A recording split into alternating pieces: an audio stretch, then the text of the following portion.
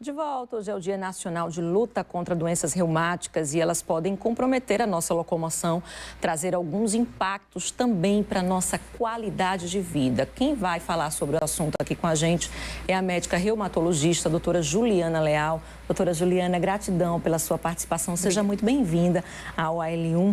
Queria que a doutora começasse falando o que é uma doença reumática.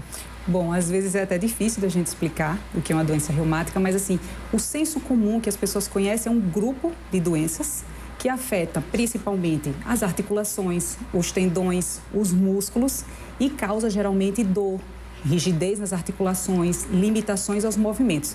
Mas as doenças reumatológicas vão além disso. Elas podem acometer o organismo como um todo, afetando os olhos, o coração, o pulmão, dependendo do tipo de doença que esteja acometendo. Então, é um grupo de doenças que pode acometer o indivíduo como um todo, mas é conhecido principalmente por essas afecções articulares. Agora, existem vários tipos, né? Quais são os mais comuns? Isso, existem mais de 100, você tem noção como são muitas, mais de 100 doenças reumatológicas.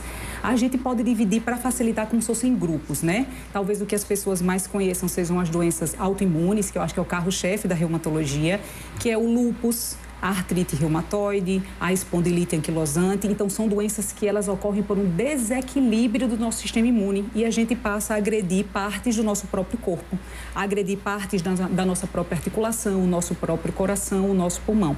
Existem algumas doenças que são as degenerativas, que eu acho que aqui a gente tem em maior quantidade, que são as osteoartrites, as conhecidas artroses, que acontecem na coluna, nos joelhos, nas mãos. A gente tem um grupo também muito importante que são de doenças metabólicas, como a osteoporose, que o reumatologista também trata, a gota, que é uma doença por alteração do ácido úrico, então são doenças metabólicas. A gente tem uma doença importantíssima, que eu acho que é o carro-chefe da dor crônica, que é a fibromialgia, que também é uma doença acompanhada pelo reumatologista. Então, acho que são as principais patologias aí que o reumato acompanha. Agora, doutora Juliana, existe uma causa específica? Porque são frequentes em grupos específicos também, né? Isso, exatamente. Não existe uma causa. Geralmente, as doenças reumatológicas são multifatoriais, né? A gente tem alguns fatores, as doenças autoimunes têm componentes genéticos que são importantes, mas existem outras coisas, né? Os fatores ambientais também influenciam bastante, o sedentarismo, o tabagismo, a obesidade influencia no aparecimento de algumas doenças reumatológicas, mas existem também outros fatores, como infecções. A gente tem um caso que está bem comum agora no período, que é chikungunya, ela pode causar uma doença, então uma infecção causando a doença inflamatória articular. Então, são multifatoriais, geralmente, as doenças. A gente recebeu uma pergunta, a pergunta da Paula. Paula, ela quer saber os casos de infecção, de repetição, eles podem facilitar o surgimento de uma doença reumática? Pode. As infecções podem. Alguns agentes são mais conhecidos por causar alterações reumatológicas. Talvez o quadro mais exuberante seja o que a gente conhece como artrite reativa.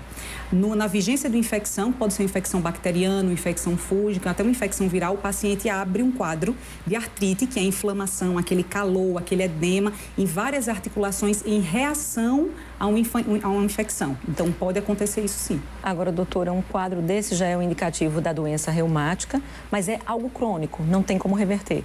Nem sempre. A maioria das doenças reumatológicas, de fato, são crônicas, significa que elas não são curadas, porém, o mais importante é que elas são controladas. A gente entra no estado que a gente chama de remissão.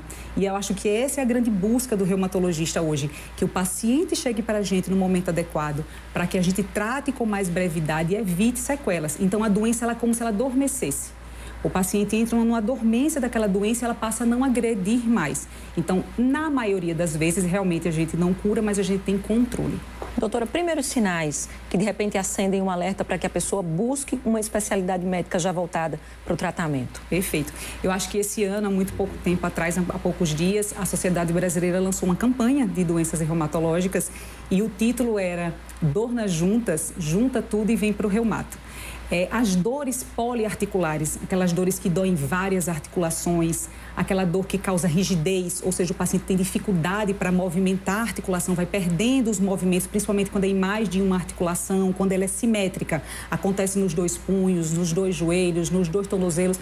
Quando não tem história alguma de trauma, geralmente as histórias traumáticas é acompanhado com um ortopedista, né, um acidente, um trauma esportivo, mas essas doenças geralmente não têm essa história traumática de base. Começou a sentir dor, elas foram progressivamente aumentando. A gente pode ter febre baixa, pode ter alterações do couro cabeludo, pode ter queda de cabelo, lesões na pele. Pode ter alterações, como eu falei, o mais comum são as articulares, mas pode ter nos órgãos. A gente pode ter um líquido anormal no coração, no pulmão, alterações intestinais também, que são sinais de alerta para que o paciente procure um reumatologista. A gente recebeu perguntas também do pessoal de casa, o pessoal que está nos acompanhando. Vamos dar uma conferida aqui no nosso telão, ó. É a pergunta da Márcia. Como é que a pessoa pode saber se a dor que sente é de uma doença reumática ou só uma dor comum? Tem como evitar esse tipo de doença ou é algo que a pessoa já nasce com tendência a ter?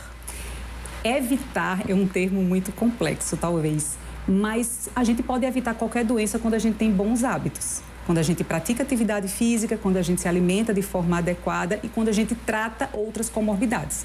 Quando a gente tem um diabetes, uma pressão alta, outras doenças, uma psoríase, que a gente cuida, a gente evita o aparecimento de algumas doenças reumáticas que estão associadas a complicações.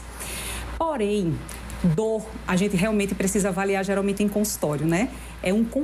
Para a gente fazer uma avaliação reumatológica, para chegar a algum diagnóstico se é ou não uma doença reumática, geralmente a gente precisa de alguns elementos. Então, a gente colhe uma história de como tudo começou até o momento. Geralmente, o reumatologista é um Sherlock Holmes mesmo. Ele vai fazer uma investigação, montar uma linha do tempo, exatamente, montando as pecinhas da história daquela pessoa, vai examinar. O exame físico é bem importante, então consegue trazer muito sobre como a doença aparece ali no corpo do paciente e, quando necessário, a gente vai complementar. Vai fazer exames laboratoriais, exames de imagem, ultrassom, ressonância, raio-x, enfim, para complementar a hipótese que a gente tem. Então, na verdade, para fazer essa investigação, a gente precisa de um médico especialista.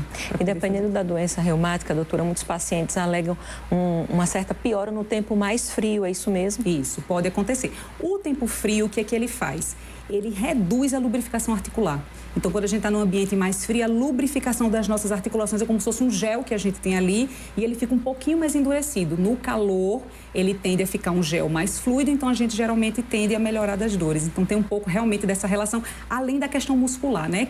No frio a gente faz um pouco mais de tensão muscular, isso pode piorar um pouquinho a sensação de dor. Tá certo, doutora Juliana. Obrigada, viu, pelos esclarecimentos, toda a orientação aqui no AL1. Até uma próxima oportunidade. Obrigada, eu que agradeço. E Maceió conta agora com